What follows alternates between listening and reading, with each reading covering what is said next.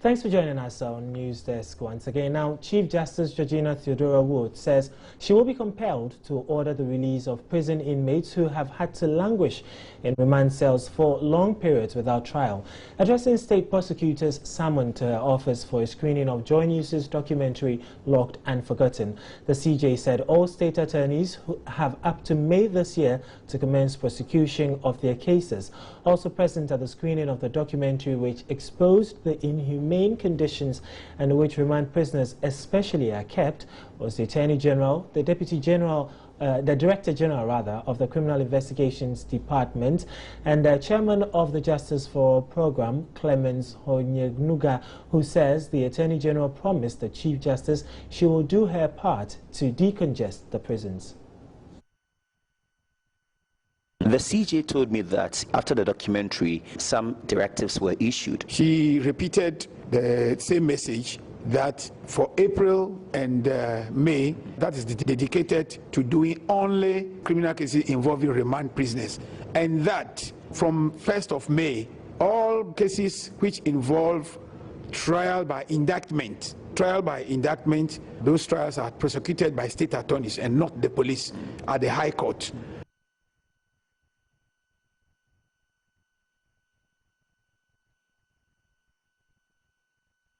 She indicated that if the Attorney General's Department is not ready by the 1st of May to prosecute all cases on indictment, then the judges will take a decision on the matters that will be pending before them. The Attorney General assured the Chief Justice that she will endeavor that trial could start from around that time, so that we could get rid of a lot of these remand prisoners pending in the prisons. My Lord, what does it mean if we are told the judges would take decisions on such matters? Criminal trial does not involve only the judge. It involves also the prosecutors, and in the High Court, it is the state attorney who is the prosecutor.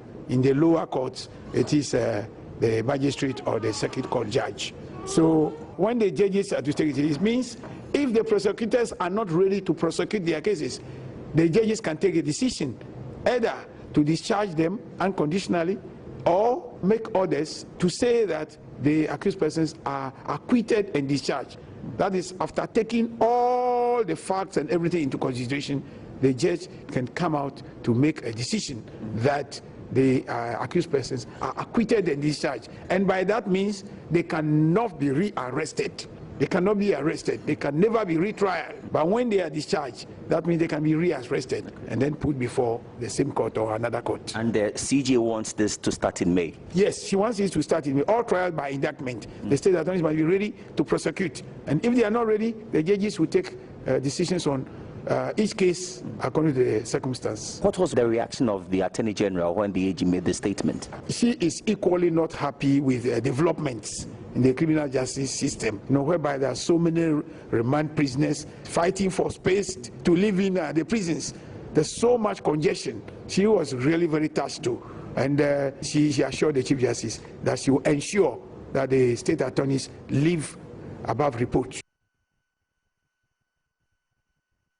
Let's still stay with the prisons. Veteran lawyer Samuel Okujeto has described as wanton waste of Ghana's human resource the lack of a policy to tap the productivity of the many inmates in the country's prisons.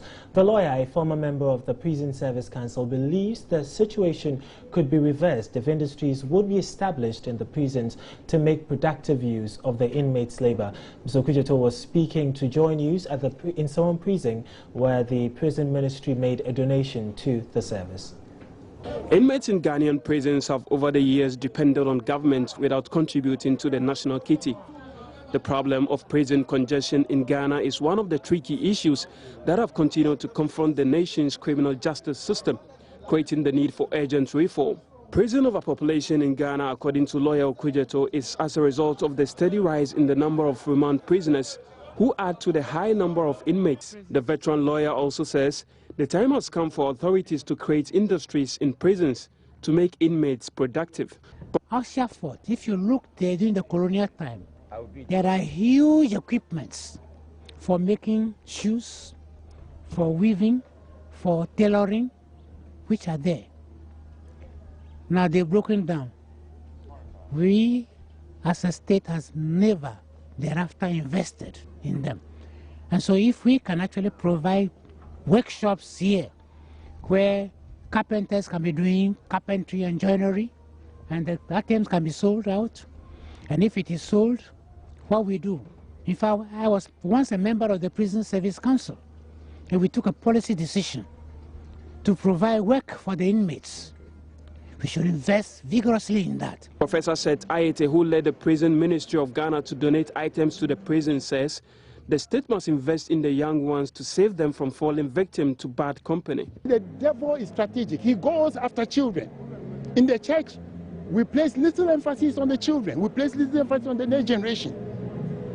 But God is calling my attention to be his instrument of sharing this message with the church and with the nation, that we must invest in the children. We must invest in their mothers to build a nation that trusts God, a nation that fears God, a nation that does what is right in the sight of God. We must, every armed robber should move our hearts.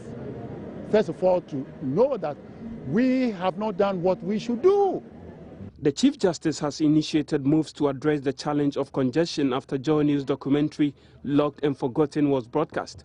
The Director General of Prisons says the step will go a long way to decongest the prisons. That is a very good intervention the Chief Justice is doing. Exactly, I think the purpose of the CD that Seth Kwame Boateng did was to move the judiciary to take note of what is happening in our prisons. And I know that the Chief Justice has asked the judges to tour some of the congested prisons to see for themselves how life it is there, so that whenever they are dishing out their sentences, they will be mindful of where they are sending the offenders. There is a very thin line between freedom and incarceration, but this place, as you can see, is no respecter of person.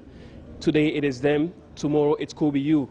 Now, it is only fair for us to put much seriousness into putting up this place to make it, a rehabilitation center instead of what it is now, a punishment center.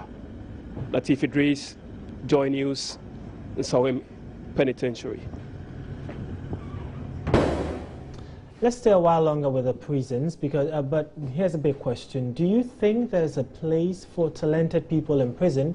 Well, my colleague Latif Idris was at the Nsawam prison and reports that one man is making a difference in education behind the walls of the prison. He's a former Deputy Director of Education at the GES. His name is Jonge Kwame Akwetia, who was incarcerated for murder, but he's taken it upon himself to teach young inmates who still nurture ambitions of coming out and making a great impact on this nation. All right, so the perception out there is that people in prison are condemned. But the fact is that we still have people in here who are nurturing their dreams and have ambitions. We have a teacher here who is changing lives here in prisons, and he joins me here to tell me exactly why he's taking it upon himself to teach the young ones here in prisons. You're welcome to join you. Thank you. Why are you doing this? Let me go straight. Well, as you said, you rightly said there are people here who have been imprisoned. Some were in school before they were imprisoned. Some have not had any education at all, but they want to better their lives in prison. So we started this in 2008 in order to give the opportunity to those who want to continue with their education while still in prison. And those who have not had any education at all, also we have a facility there, the non-formal sector, so that they can also learn how to read and write before they leave prison. And so far, how would you describe the intervention you are making? The intervention has produced a lot of wonderful results. We can speak of people who were dropouts outside, but when they came here and we started the program, they have passed through the senior secondary school here, and they wrote the final exam, the WASI exams, and they had very wonderful results. Some are in the university and other tertiary institutions. The BEC, when we started in 2008, we wrote the first exam in 2010, and some of them performed so wonderfully. Those who are discharged are in senior secondary schools now. And there are some people who came here without knowing even how to read and write. but they can read and write. They can read the daily graphic now.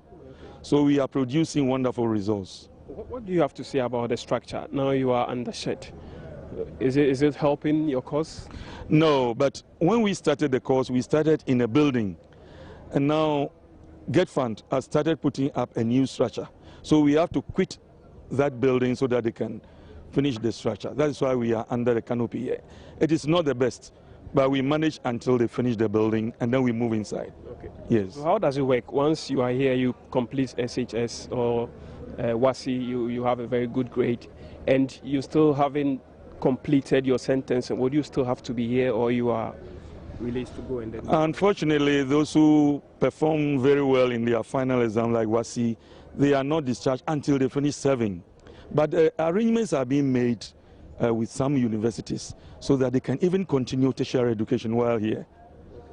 It's not yet through, but they are making the arrangement so that those who have very good grades and they have not completed their sentences can still pursue tertiary education while here. Yes. Can you help us with your